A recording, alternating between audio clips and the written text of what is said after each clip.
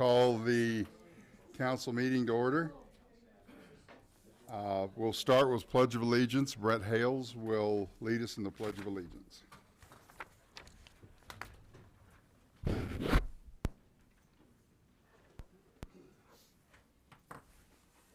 Looks like we're all standing. Repeat after me.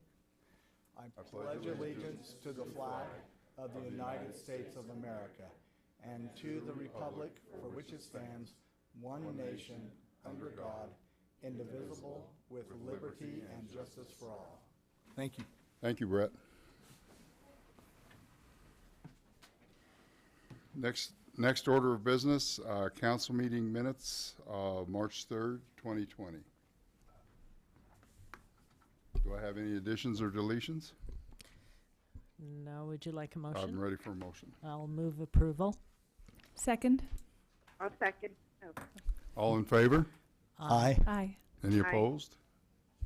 Thank you. Okay, next we have a special announcement, and I'll start, and then the mayor and Joy Middleton will follow me. As you know, we have a bit of a situation going on in the world. We're glad you're here watching us live on video, live or on video in this meeting. I'd like to assure you that Murray City is doing all it can to prevent the spread of the COVID-19 virus. We urge you to use common sense approach to preventing illness. Wash your hands frequently. Avoid touching your face. Practice 6-foot social distance rule. If you have been exposed to someone who has tested positive for the virus, please self-quarantine for 14 days. If you've traveled outside the U.S., depending on the country, you may also need self-quarantine. Those countries are China, Iran, and most of Europe. If you develop a fever, cough, or have difficulty breathing, please contact your healthcare provider for medical advice. And as I said in the last meeting, Murray has the best first responders in the world. We have Class A healthcare in Murray City.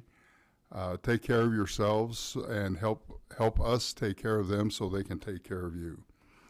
For the council meeting, during the meeting, if you want to make comments during the citizens comment period or online in the public hearing, you can email your comments to jlopez@murray.utah.gov. These comments need to be less than 3 minutes, including your name and contact information, and they will be read into the record. And also, for those here in the meeting that have come to the meeting, feel free, once you have stated your purpose, if you're here to testify, feel free to leave. The less contact we have with each other, unfortunately, the better. Thank you. And with that, I'll turn it over to the mayor.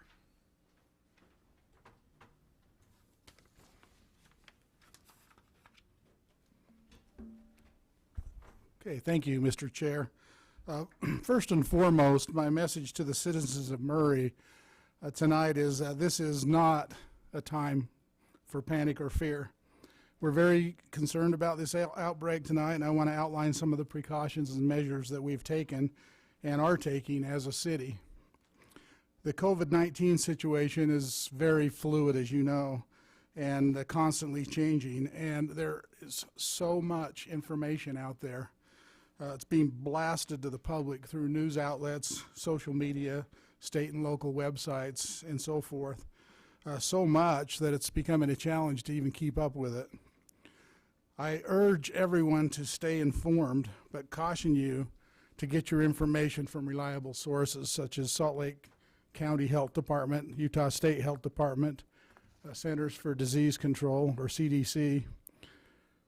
We don't claim to be public health experts, and we rely heavily on those who are for credible information. Decisions that we're making as a city are made in correlation or in accordance with county and state health officials. On Friday, March 13th, I issued a proclamation declaring a state of local emergency in Murray City. A state of emergency had been declared for the state of Utah by the governor, as well as for Salt Lake County by Mayor Wilson on March 6th. The timing of our declaration correlated with the decision of the school district, of the Murray School District, to close their schools as well as the closure of multiple Salt Lake County facilities. The purpose of the declaration in a nutshell is to empower the mayor to take extraordinary measures for protecting life and property, such as imposing curfews or other measures, while providing some limited immunity to public employees and our city for actions during an emergency. The duration of the emergency declaration is undetermined. However, in order to extend beyond 30 days, it must be authorized by the City Council. Many people have asked what the city is doing to be prepared, and I'll have our emergency manager, Assistant Fire Chief Joey Middleman, update us in a moment. City facilities that have been temporarily suspended include our library, senior recreation center, the recreation center in Murray Park, and all of our sports and recreation programs are suspended. We have canceled the Planning and Zoning Commission meeting scheduled for this Thursday, but we'll have the ability to conduct a remote public hearing by the April 2nd meeting. We are still processing passport applications, but will now do them only by appointment. Even though the library is closed, they are encouraging the use of its digital library. Staff is also providing a hold pickup service where patrons park in a specified stall and call the number on the posted instructions. The item will be brought to the curbside in a bag, which the patron can retrieve once the employee has re-entered the building. Most of our employee travel has been postponed or canceled. Much of that is due to the cancellation of conferences or other events. Because of the closure of facilities, part-time employees, including crossing guards, library employees, and recreation employees, are being impacted. We are currently keeping all full-time employees working, and all department directors are evaluating what employees can work from home as it becomes necessary. We currently have no plans to shorten the hours of City Hall or other city facilities, but are constantly reevaluating. The Park Center staff is attempting to get their usual summer cleaning done a few months early in hopes of avoiding a week-long closure in August, when they usually do their cleaning. Beginning tomorrow, the Senior Recreation Center will be serving sack lunches on Tuesdays through Friday. The center has provided a phone number for patrons to call and order and pay for their lunch the day prior, and the sack lunch will be delivered to the patron's car in front of the building. We'll now hear from Assistant Fire Chief Joey Middleman, who is our City Emergency Management Officer, who will address some of the preparations and coordination issues. Chief.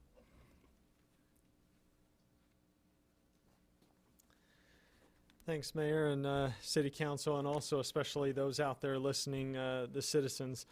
I'm sure a lot of you guys have a lot of questions that are going through your mind about you watch on TV, the staff and so forth. It's kind of one of those times, as the mayor said, can be scary, but the important thing is we're being led by an incredible staff and by an incredible, you could say, commander-in-chief, where the mayor not only has his mayor experience, but I feel confident in our EOC staff and our command just operating. That is the mayor and his staff being able to lead us forward and to make some tough decisions that are coming up. If you look at the way that we're organized as an EOC, we've activated in really 3 different separate levels that you guys should understand. The first level is on the state level, and you could say there's one level above that, which is our Region 8 level, but we're not going to go that deep into the federal area.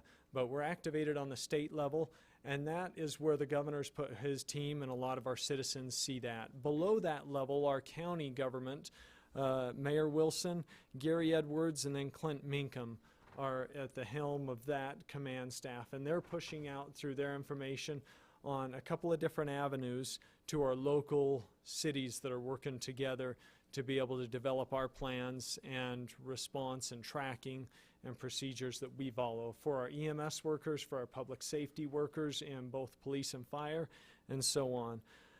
With that, we have now a phone call that we're on every single morning at 9 a.m. that we call in, we get updates, a brief. We also have what we call a SIT report. And those SIT reports are getting us constant updates of where the virus is spreading and then also the other impacts that it's having.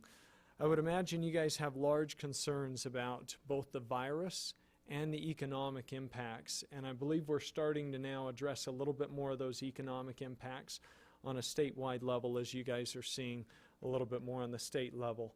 We'll be working more towards that as time goes on the city level, although we are very much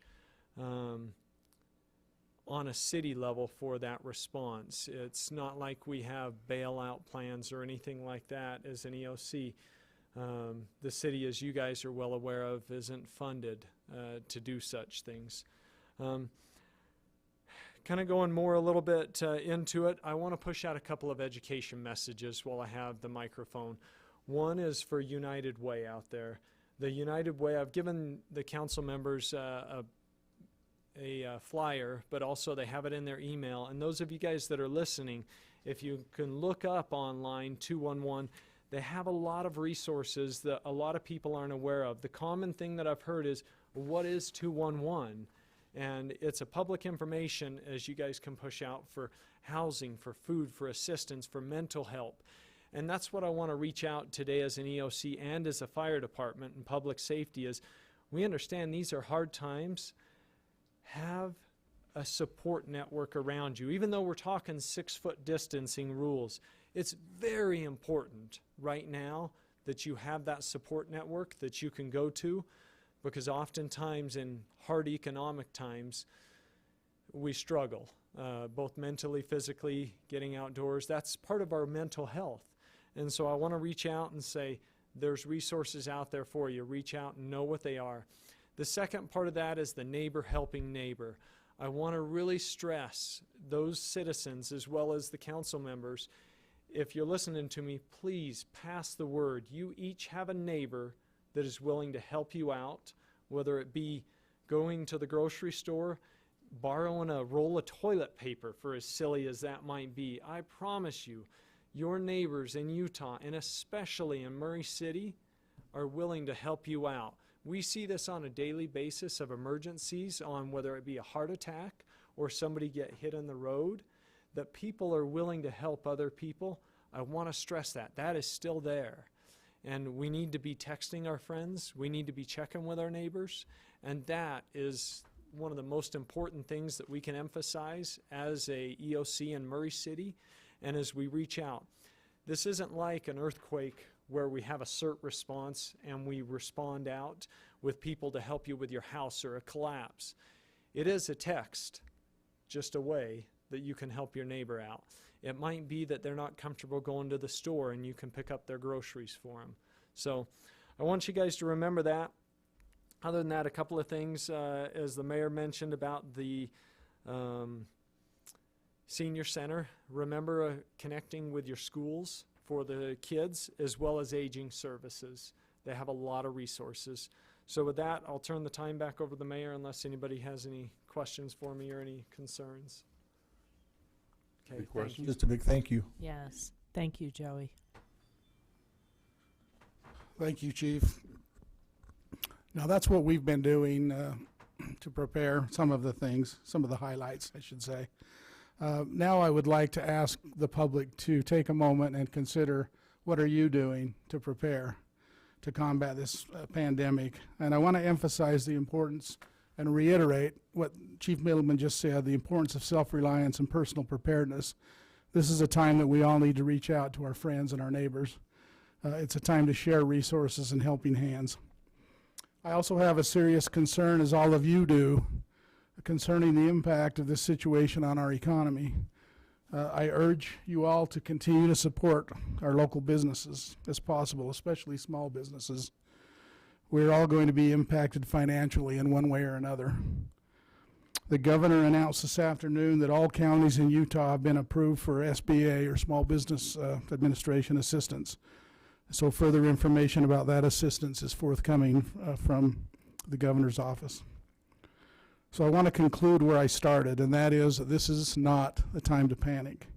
It's not a time to fear. It's a time to be vigilant in doing all that we can to help slow down the curve of growth.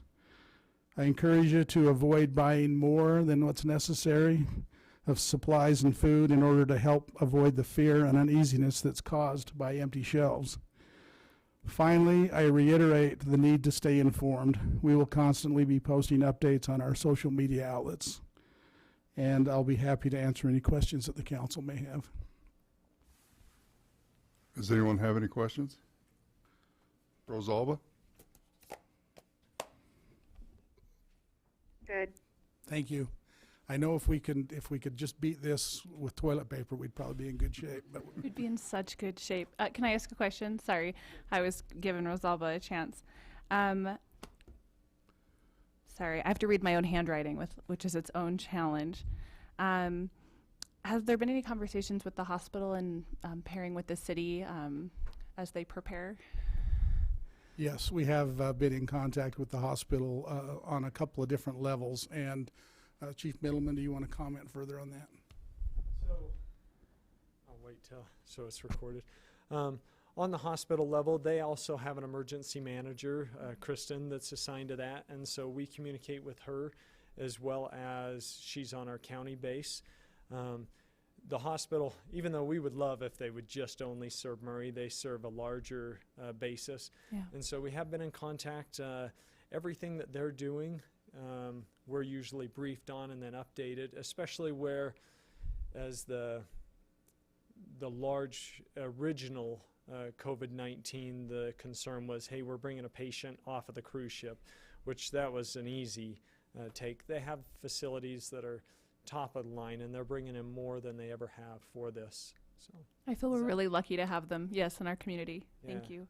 so I have one question that might be more specific to the mayor about committees and boards. Do you know if we have so many wonderful volunteers on our committees and boards. Are they being able to hold those remotely? Are they pausing activity briefly, being given opportunities to not come in for those? That's a great question, and I haven't been monitoring those agendas. Has anyone on our staff? We'll have to check that. Okay, just to make sure that they It's a great question. are Thank you. able to do that and still participate, because I know it's always a work of passion for them and enthusiasm. Yeah, spoken by experience. I miss my arts advisory board. This is the best, but that was so fun. Yeah. Can we maybe put a shout out to the boards if they are listening to this on that Absolutely, concern? yeah. Remember your technology. Just like this council meeting has taken place, if you're not still continuing with some of that regular business, I would strongly encourage you guys as an EOC. Now's a great time to test our technology out and try this stuff out. There's no better drill than right now for technology. So. I have a question. I will mention too that, oh, I'm sorry, go ahead. Just a real quick question. Are they doing testing at IMC? Do you know how they're doing that? Are they? I can tell you. So They are doing curbside. Sorry, they're doing curbside at various Yeah, that's what- locations throughout each, what is it? Different centers. So there's one at the Tosh building. There's different sites with IHC that is doing that. I can maybe help push out a public message there as well. Okay, that would be good. I know up at the university they're doing mobile sites and they have several testing areas. I was just wondering if they're doing the same thing at IMC. It sounds like they are. And that's actually good to hear, because we were informed this morning that there's a severe shortage of test kits, and that there may not even be available right now. So I'm glad to hear that they do have some. This changes so fast. I know, it's Yeah. true. So one thing that I'll push out on that testing for that is the state has kits. They're pushing out and they're expanding this on the state level on the EOC response. However, our system is quickly overrun by maybe a concerned patron, which we all are, that maybe have minor symptoms. Don't be disheartened by our health system if you pull up and you don't meet the testing criteria that they're going with, because that testing criteria, the EOCs and the CDC of that section is really trying to refine to hit the most critical of the population to get those testing numbers. Does that make sense on that? To not It does. we really need to be cognizant as citizens, as a city, that even though I would like to maybe be tested every day, say our firefighters, they're going in and out of people's homes. We're not planning on testing them every day, and that's a weak link if you think about it. Yeah. It's a little bit more symptom-based for that. It's not like a blood sugar test where you just take it and then you get an instant result.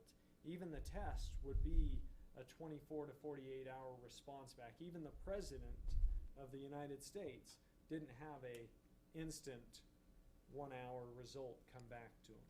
Is that so? Yes, There's some that's, gaps. yeah, So just be aware. thank you. Just one other comment, if I may. We, speaking of the technology, we held our weekly staff meeting, department head meeting this morning over video conferencing from everyone from their own office to give it a test run. And it worked really well. There were a few hiccups, a few lessons that we learned that we can do better, but it was a very good exercise as we move forward and perhaps have more of these kinds of meetings. Any Thank other you. questions? Okay, thank you, Mayor, and I want to thank the mayor and our first responders, the mayor and his staff, for responding so quickly to this. And our first responders, like I said, we've got the best in the world. Help us take care of them, and they'll take care of us. As we move on, we have special recognition. Murray City Council Employee of the Month, Police Officer Kenny Brass, Brett Hales, and Chief Burnett. Come on up, Kenny and Chief.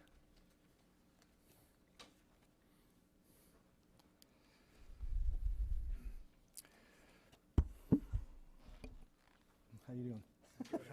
I'm doing good. This is Kenny Bass. Kenny's been with our city for 25 years. Is that correct? Just about. Yep. 25 years. He looks like he's 35, so he's started at age 10. But that's a compliment, by the way. You've had that your whole life. I've known Kenny for a long time. His son and my son went to school together, and I went to school with a Kenny Bass, and I guarantee you've had a lot of people say, "Are you the Kenny Bass from Cypress?" Cypress, the Kenny I know is about 6'4", but and you're pretty close to that. But anyway, we're excited to be able to do this. Kenny has been a major instrument for Murray City and does a lot of our PR, and you see him on TV, and he does a great job. He's very smooth and knows how to talk to the media, and I've always been impressed with that for years, Kenny. And so we were really excited when Chief Burnett presented your name, and so we're going to let Chief Burnett do most of the talking, but we'll go ahead and give you the certificate that we have for you, Kenny. And there you go. You bet. And then most important is this $50 Visa gift card, so don't let Ryan get that. All right, well, I'd give you a big hug, to be honest, but I'll just give you a virtual hug. But thank you so much for all you do for the city. We, as a council, really appreciate all you do. Thank you.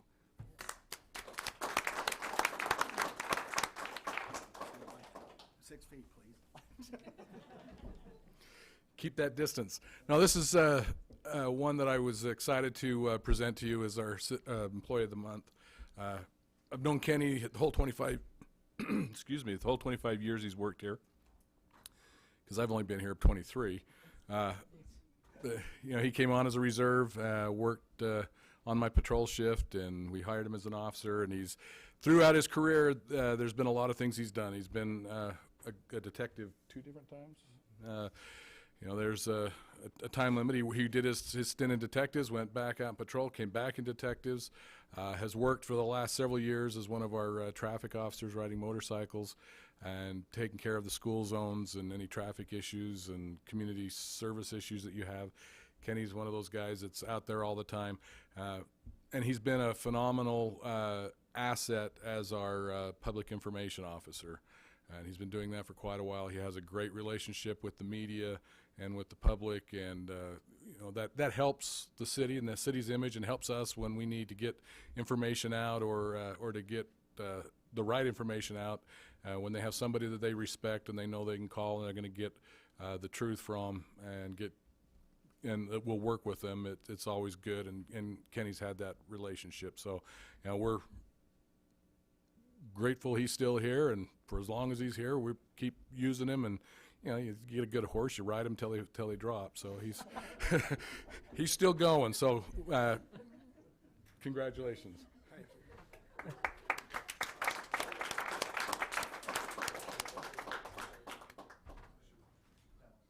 Come on, Ken. You're used to the media. Come on up and just say, Well, I appreciate it. It's a nice honor to have the chief, what he said, and then, Councilman Hales to what you said. I've enjoyed working here, 25 years, and with all of you, and don't know how much longer, I guess, until the chief beats me and I'm totally done, but whenever that happens. But thank you. I appreciate it. Thank you.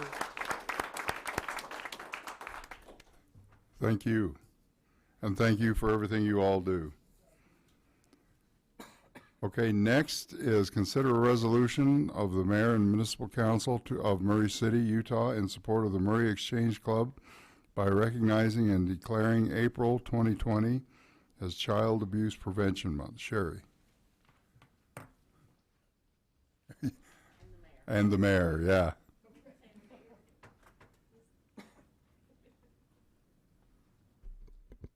Come on up, Sherry.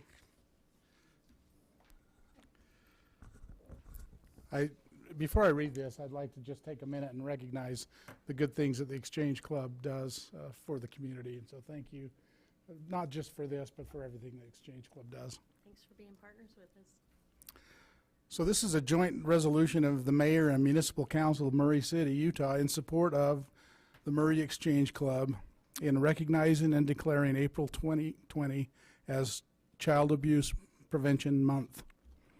Murray's greatest asset is our children. All children deserve to grow up in a safe and nurturing environment to assure they reach their full potential.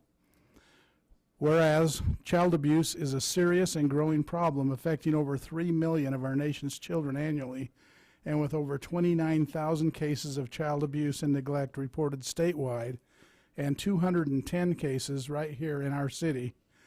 And whereas this societal malignancy called child abuse respects no racial, religious, socioeconomic, or geographic boundaries, and in fact has been declared a national emergency.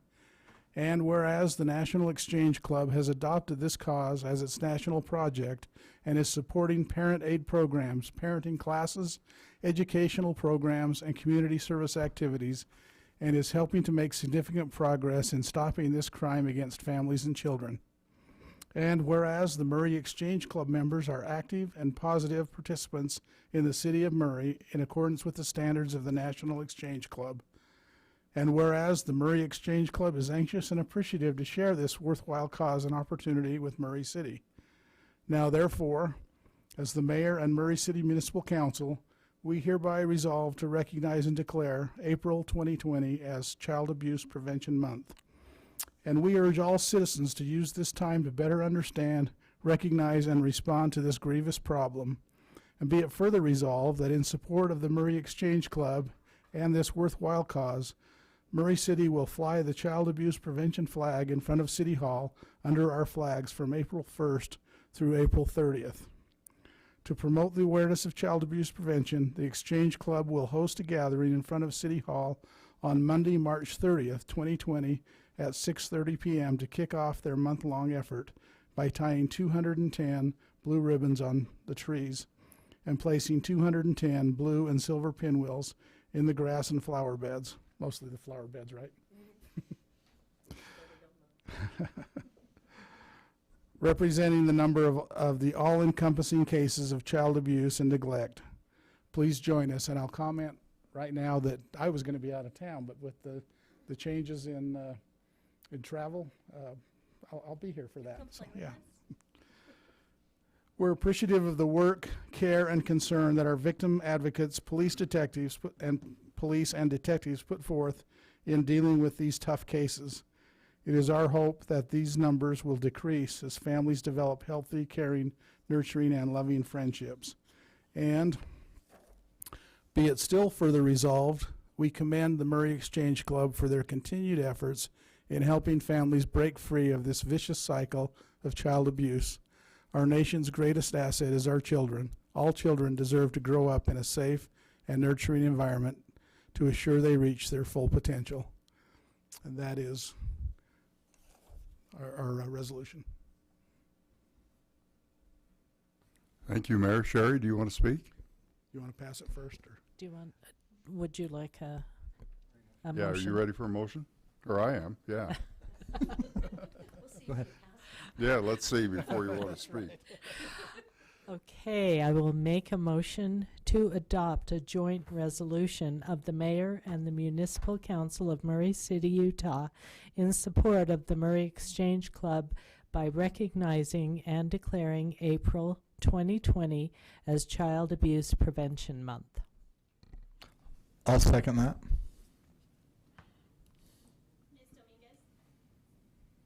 Aye. Aye. Aye. Aye. Aye. Thank you. If I could vote, I'd say aye. But we'd love to hear some words from you. Yeah, I've been trying to get you to speak all night, Sherry. Thank you all so much for sharing this moment with us too. And normally we would invite everyone to come out on March 30th and plant pinwheels with us. I think if we have 10 or under, we can stay six, however many feet apart. Hopefully by that time, life will calm down. Who knows? But we will. Either way, the Exchange Club members and family members and city council will be out planting pinwheels. So you will all be able to educate the neighbors as you'll understand why those are out. And one of the things that is said to be these numbers are the physical numbers, and they say you times these by at least 3 by the cases that weren't reported and that have never been reported. So we're status quo to what we were last year, and you know, 1 is too many. So the Exchange Club is about their main foundation is prevention of child abuse, also Americanism and service to the community. And we meet here on the 2nd and 4th Wednesday of every month, so anybody is welcome to join us.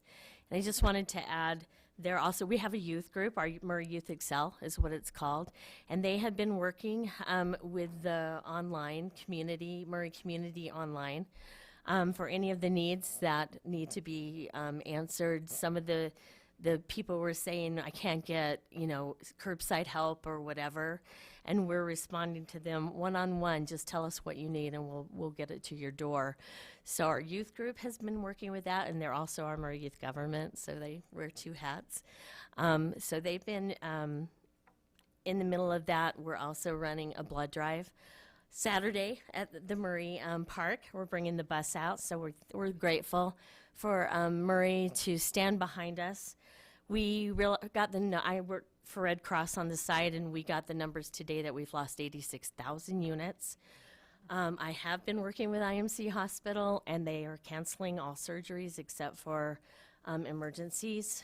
So donating blood is a good thing right now, and we hope that nobody's going to need it, but we know that IMC needs it.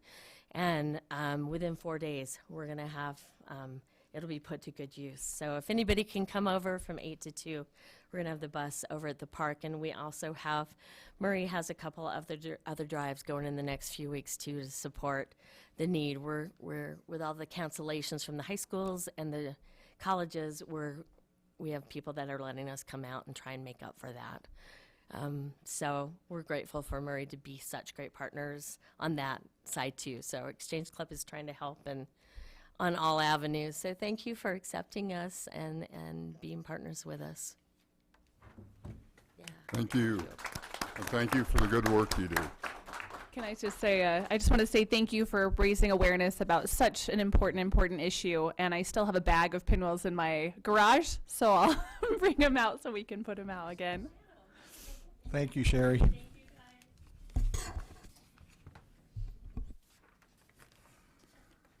Okay, next we'll go to citizen comments. Comments will be limited to 3 minutes. Step to the microphone, state your name, city of residence, and fill out the required form. Now, we're doing this online as well, so first we'll see if anybody here wants to speak in citizen comments.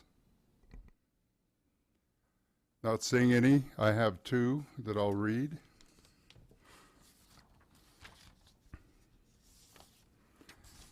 Okay, first is good evening. My name is Joe Silverzwig, a Murray resident. I want to thank the Council of Mayor and the city staff for their continued hard work to keep things running in this unique and challenging time.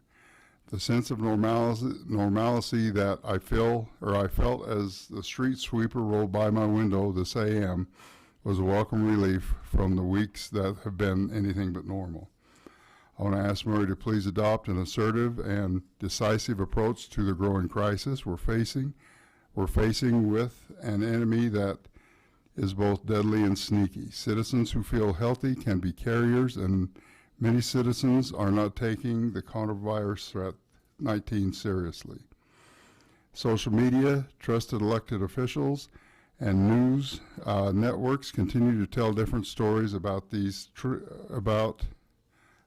threat, and some have chosen to downplay the realities, leading to irresponsible behavior by many. A dramatic shortage of testing has left us feeling around in the dark and without good understanding of where or how this contagion is spreading. Our medical professionals, however, are in lockstep agreement that the COVID-19 is a catastrophic threat to our community, and we must trust that judgment.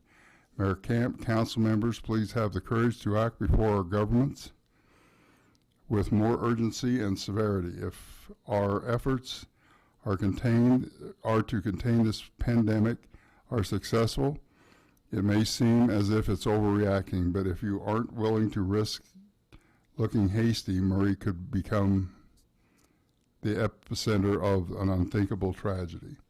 I feel compelled to follow up this warning with a sincere offer to aid you. I have a skill set that can be useful. I currently work building partnerships between governments, nonprofits, community organizations, and corporations to achieve more together. I'm a former assistant attorney general and know how governments work. I'm a committed partner and part of this community. I imagine this moment has left you stretched thin and concerned for the well-being of your community, family, and economy. If there's anything I can do, please ask. And I'll give that to you. I'll give that to you, Mayor, so you have his contact information. I actually have it. Oh, okay. Good enough. Thanks, Mayor. Okay, my name is Alexander, and I'm going to murder this, so I'll spell it, Temsma. I live in District 1, Haycat. I live at 10 West Miller Street, Murray, Utah. Being relatively recent transplant to Murray, I do not have any sentimental attachment to the now demolished Mount Vernon Academy. However, there are many citizens who are upset about this outcome. Whenever a physical reminder of history is lost, regardless of the reason, it is incumbent on all to preserve that history in our collective memory. If the owner of the land has no plans to reuse the materials from the building, I think it would be worthwhile to repurpose the brick, i.e. engrave the bricks and offer them to citizens as a memento, use them to build a small historical marker, use them to build small walkway or feature in the new City Hall downtown development. Let me have them so I can build a wood-fired pizza oven in my backyard, etc. I would like the council to respond and indicate if this is a reasonable idea that they will consider. Thank you. Be safe. It isn't on the agenda. We can't really respond to it, but I will give it to the proper department heads and see what we can do to make this happen. Thank you. Do you have any others, Jan?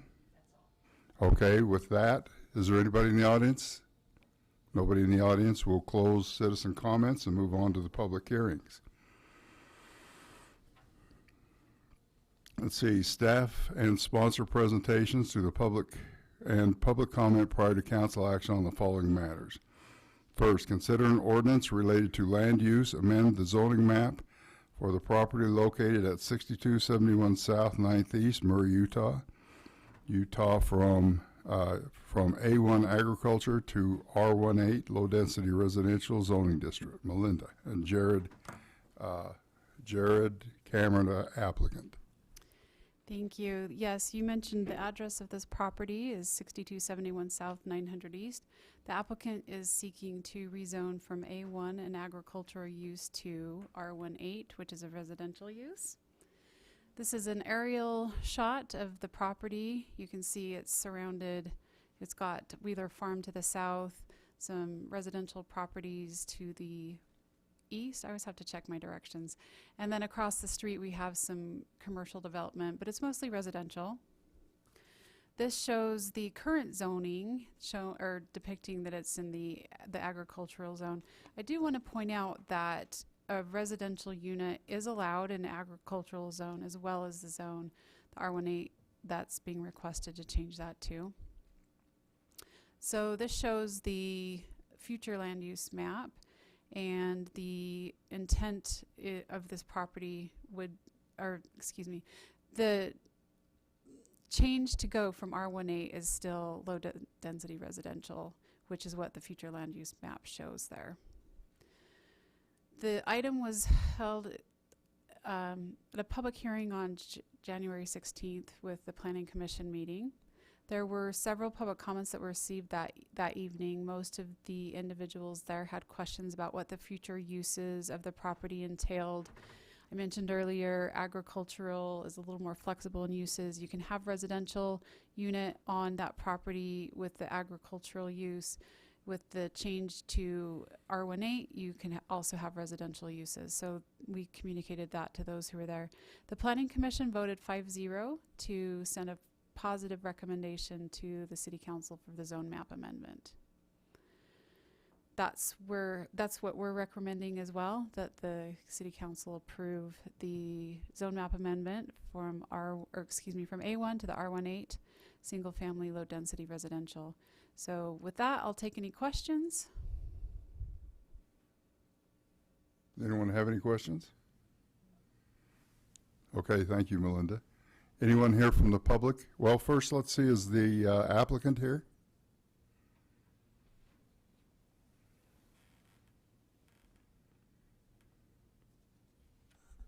I think everything that Melinda said. Oh, my name is Greg Simonson, and I'm a land use attorney.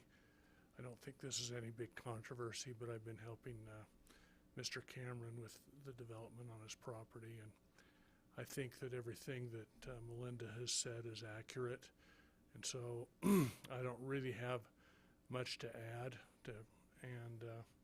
I would just say that we really appreciate the planning department. I think we met with Jared at least on 3 occasions, and they've been very, very helpful. So I'm just here to answer any questions you may have about it. Otherwise, I'll just sit down.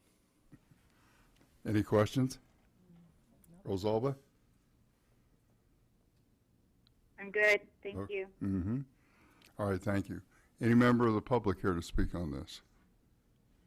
Please come up, give your name and your address.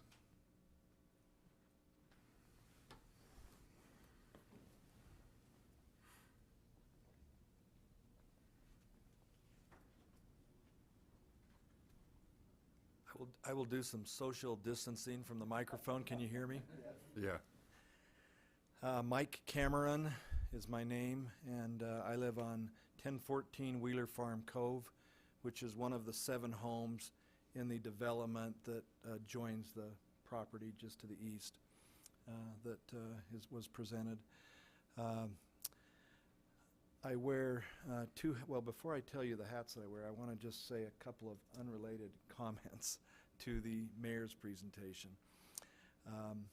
Sorry, I know it's deviating a little bit, but I personally serve as the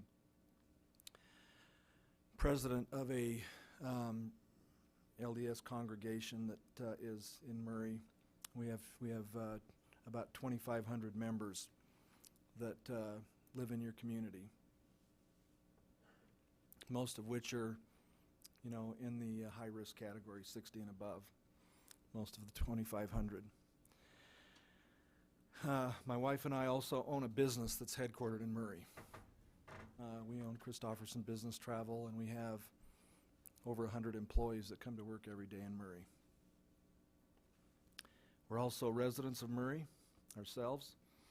We have 3 children that have children that are our grandchildren that either live in Murray or go to Murray schools.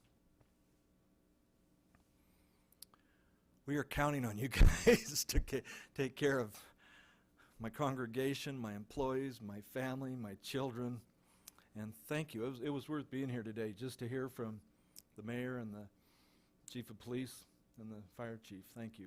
I feel like we're in good hands. With regards to the property, I wear two hats. One is that I'm the resident in a home that adjoins it. The other is I'm the father of Jared Cameron. And I just want to add my support to the zoning amendment. Thank you. Would you fill out that form, sir? Anyone else? Okay, I'll close the public hearing. Bring it back to the council. Any questions or comments? If not, I'll look for a motion. I'll move to approve the ordinance amending section 17.140.020. I'm on the wrong one, excuse me. I move to approve the ordinance related to the land use, amends the zoning map for the property located at 6271 South 900 East, Murray City, Utah, from A1 agriculture to R18 low density residential zoning district. I'll second. I have a motion and a second. Jennifer? Aye. Aye. Aye.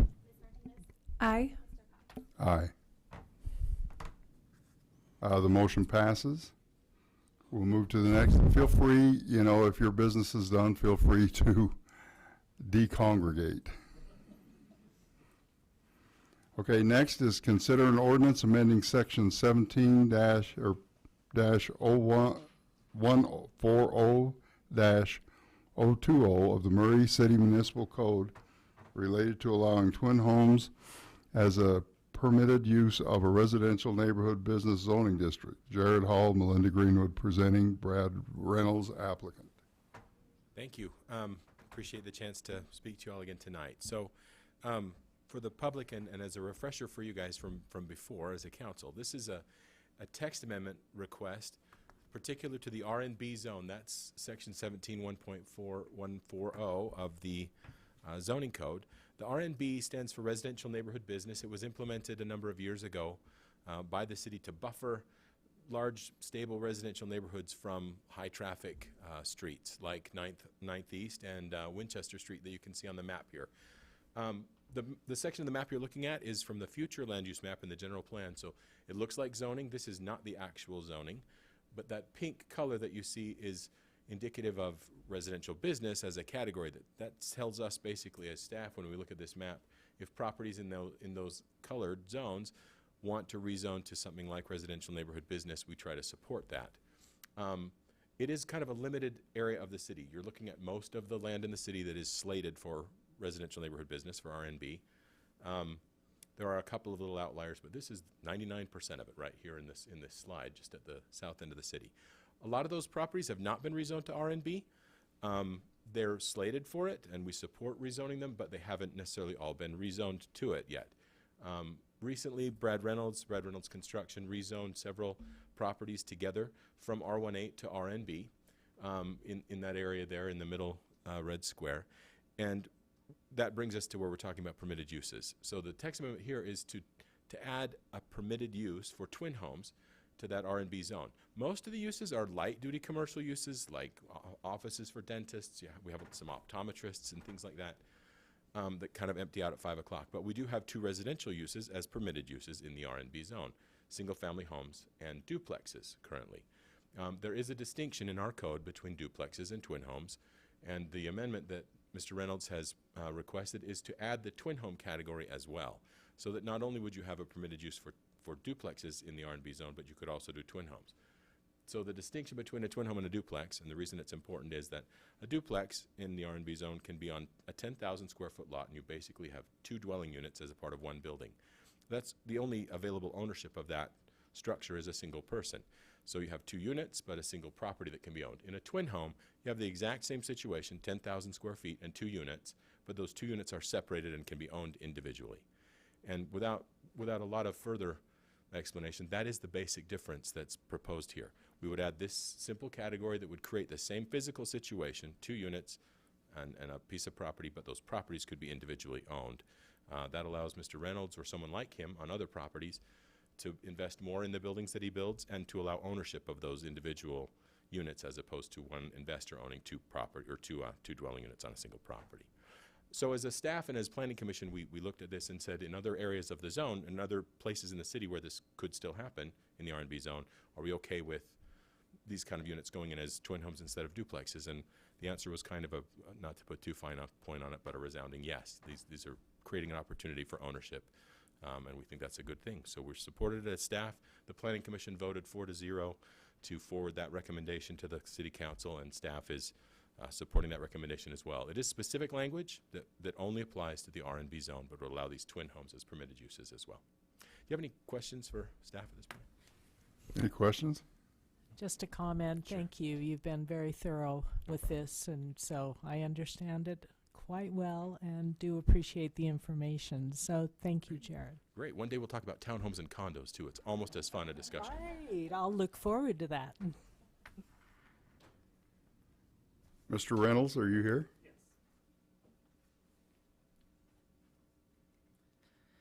Hi, Brad Reynolds, 2500 East Haven Lane. I appreciate the City Council looking at this text amendment, our application, and reviewing it. I also want to say at this time that how much we appreciate the planning staff here at Murray City. We work with a lot of cities, and they have been so prompt and helpful in trying to assist us to come up with different plans to try and make this property work. So our accolades to the whole entire planning staff. They've truly been amazing. Also, I don't want to be too repetitive because I know Jared he was very thorough in explaining what we're trying to do. I think along with that, I'd just like to point out the way that the current zone is, and it's a little confusing between a duplex and a twin home. I must admit, a lot of people associate the two of them to be the same thing, which I think in many cases I do as well. And I think the biggest difference, if the City Council did not approve this text amendment, we would have mostly all investor duplexes. And so you'd have a lot less expensive units. They would not be owner occupied. And I think with the meetings and the discussions that we've had in past Planning Commission and City Council meetings, the neighbors are looking for a owner-occupied unit. And if we were able to adapt this text amendment, we would have a lot nicer unit. It would be more customized, a higher price point, and they would be owner-occupied for the most part. I think almost all of them would. So we think this would be a big benefit for the neighborhood as well as the city, and would still maintain the same setbacks, the 25-foot front yard, the 25-foot rear yard, the minimum 8-foot side yard. So we look at it and we say, we can't see any negative in adapting this text amendment, and we think it would be a real benefit for everyone. Any questions that I can answer? Any questions? Okay, thank you. Thank you. Okay, we'll open this up for public hearing. Does anyone here want to speak to this? Seeing none, we'll close have we got anything online, Jan? No. Okay, seeing none, we'll close the public hearing and bring it back to the council. Looking for a motion. I will move to adopt the ordinance amending section 17.140.020 of the Murray City Municipal Code related to allowing twin homes as a permitted use in the residential neighborhood business zone district. Do I have a second? I'll second. Having moved and seconded, Jennifer? Aye. Aye. Aye. Aye. Aye. Thank you. Okay, next order of business, consider an ordinance amending the city fiscal year 2019-2020 budget. Brenda Moore.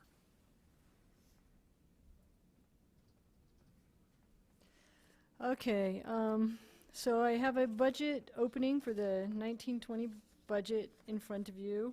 I'll just quickly go through the items. We instituted a career ladder in the court system, and their budget is very tight, so I need $3,000 to pay those people the appropriate salary.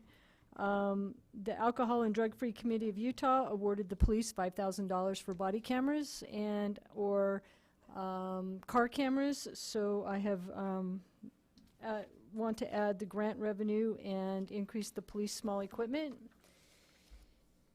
The Building Inspection Division have been handling a higher than usual number of plan reviews. Structural reviews need to be sent outside the city.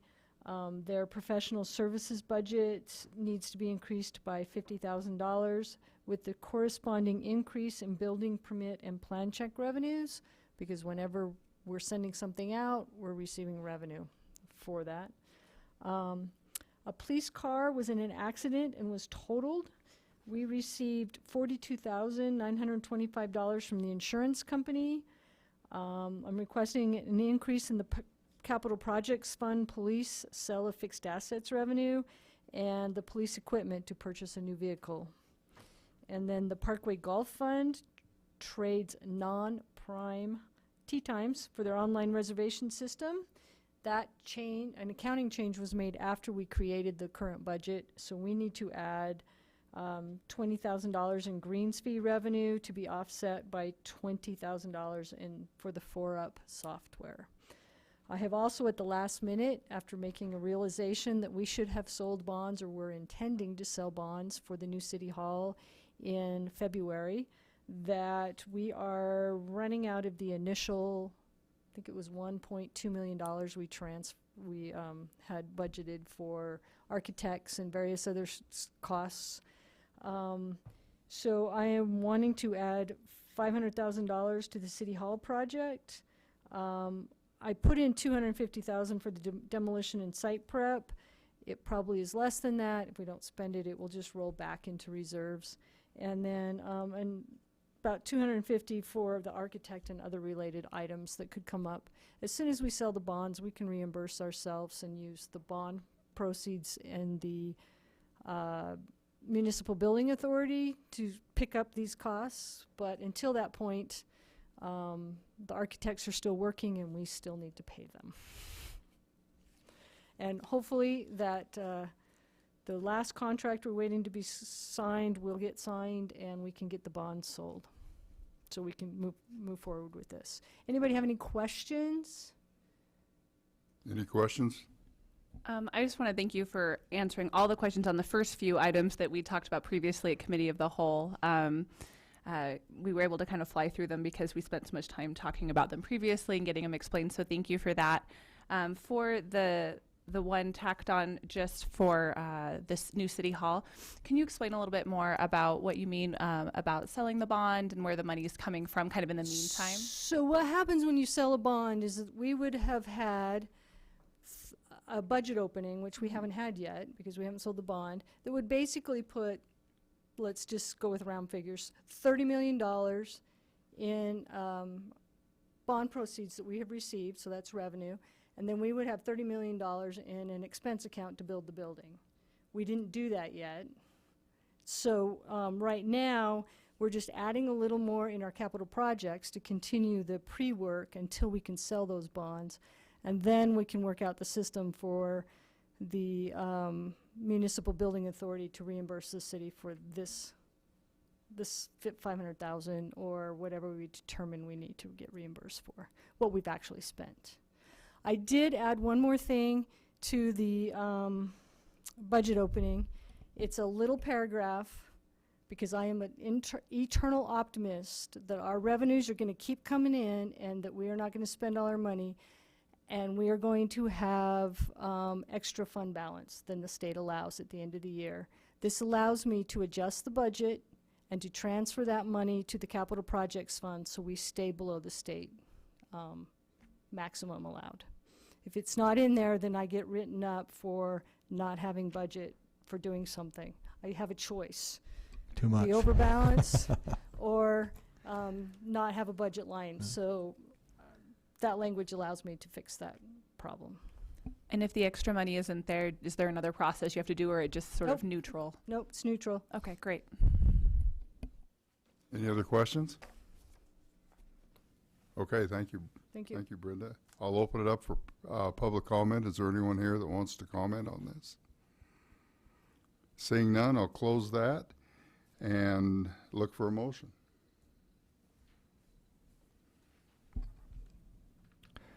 I'll move to approve the ordinance amending the city fiscal year 2019-2020 budget. I'll second. Having been moved and seconded, Jennifer?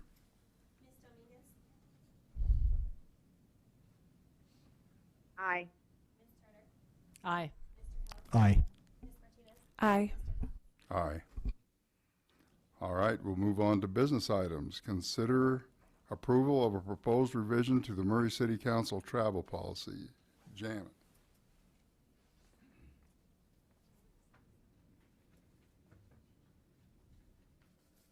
Thank you. In our workshop about a month ago, we went over revisions to the City Council travel policy. We had had no revisions since 2013, so there are a few changes we needed to make. There were several changes under conferences pre-approved for attendance by council members, and we made changes to who would attend and what budget the monies would come from. We also made some changes under the travel arrangements and the mileage and per diem, where we would use the GSA, which is the USA General Services Administration fund amounts for those items. And then we deleted meal expense for day trips within 100 miles of the city. Are there any questions? Any questions? No, we had a good discussion, so I think we understand it. I'm ready to make a motion if that's what you'd like. All right, thanks, Jan. Yes. All right, I will move approval of the proposed revisions to the Murray City Council travel policy. Second. Having been moved and seconded, Jennifer? Aye. Aye. Aye. Aye. Aye. Okay, last, consider a resolution confirming the mayor's declaration of the existence of a local emergency concerning the novel coronavirus disease outbreak and consenting to continue and renew the declaration of the local emergency, providing for special provisions for city council meetings during the declared local emergency. GL. Thank you. Because of this novel coronavirus outbreak and because of its spread and the circumstances arising in Murray with having it come here, or potentially come here, the mayor declared a local emergency March 13th. That emergency declaration lasts for 30 days. That would be up April 12th, which is a Sunday. The next meeting you'll have would be April 7th, and it looks like this emergency will be around longer than 30 days. And so it's come to you tonight for you to consider, which is within your authority, to continue the local emergency. And because of this emergency, it's also brought to you tonight to consider whether to be able to meet remotely in your city council meetings, as well as having the public participate remotely so that we are not in a close proximity to each other and infecting each other. So that's the resolution before you right now. Thank you. Any questions? Thank you for answering questions previously, explaining the resolution and for bringing the language to us so that we can continue business if we need to protect the council, protect the public, protect our city employees moving forward. Yeah, I want to second that. You did this on a real short notice, and you did a great job. Thank you. You All didn't, right. you didn't surprise I me. wanted, You didn't surprise me, JL, I knew. Rosalba? I wanted to say I really appreciate that, JL. I know we are kind of running by the seat of our pants in this time, and it's much appreciated. All right, thank you. I'll bring it back for a motion. I'll move to approve a resolution confirming the mayor's declaration of the existence of a local emergency concerning the novel coronavirus disease, COVID-19 outbreak, and consenting to continue and renew the declaration of the local emergency, providing for special provisions for city council meetings during the declared local emergency. I'll second. Okay, having been moved and seconded, Jennifer? Aye. Aye. Aye. Aye. Aye. And once again, thank you for that. Next, mayor's report. Thank you. I don't have any items that are not, that are time sensitive that I'll include in the Friday update, as well as, of course, we will be updating you daily. I do want to just say thank you for your support during these interesting and difficult times. I know we're going to get through them. We always do. So, but I will answer any questions if you have any questions. Anybody have any questions for the mayor? Go ahead, Diane. I'd just like to say thank you for your leadership in this, because I know it's trying times and we really appreciate it. And I was just going to echo similarly, and to know that we're here also for support. So however we can, be that liaison to our districts to support what the city needs, that we're ready to do that. All right, thank you for that, and thank you, Mayor. Thank you, Council. And with that, we'll adjourn the meeting.